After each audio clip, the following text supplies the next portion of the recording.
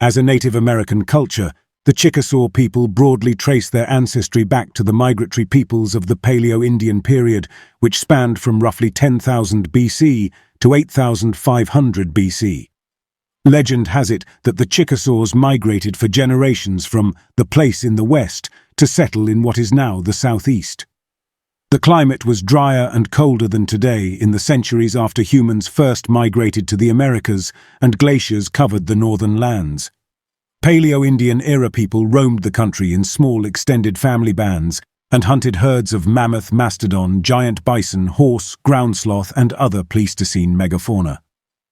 The people of this era used Clovis point spears to hunt, which have been discovered all over North America as well as in what is now Mississippi. Clovis points were often made of exotic high-quality flint or chert and sometimes traced to modern-day northern Alabama and middle Tennessee, the Chickasaws' historic homeland. By the Archaic Era, 8,000 BC to 1,000 BC, glaciers melted as temperatures rose and fluctuated. As the climate changed, some of the large animals that the ancient Americans of this era depended on disappeared. Eventually, temperatures became more stable, which allowed native peoples to settle into their environments. The Mississippi River also made its transition from a glacial outwash stream of converging and diverging waterways to a broad, meandering river and rich floodplain. For the ancestors of the Chickasaws, rivers would become highways for them to trade goods aboard dugout canoes. Plant foods and smaller animals, such as white-tailed deer, became the major source of sustenance as people adapted.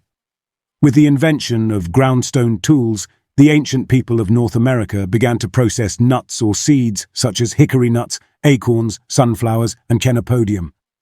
Ground and polished stone axes were also developed for deadening trees and working wood.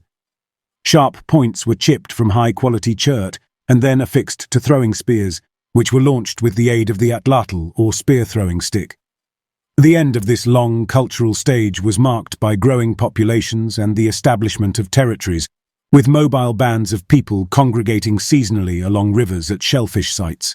The ancient Native American people began to establish semi-permanent clan villages during the Woodland Era, 1000 BC to 900 CE, and relied to a larger extent on nuts and seeds boiled in cord-marked clay pottery vessels. Rich wetland plants, animals, fish and shellfish sustained the ancestors of today's southeastern and Mississippi Valley tribes. Hunting and gathering also continued with increasingly larger populations along the river valleys. During the Middle Woodland period, long-distance trade peaked with the movement of exotic chert blades, native copper, galena, quartz crystal, marine shells, decorated pottery, and other valued items.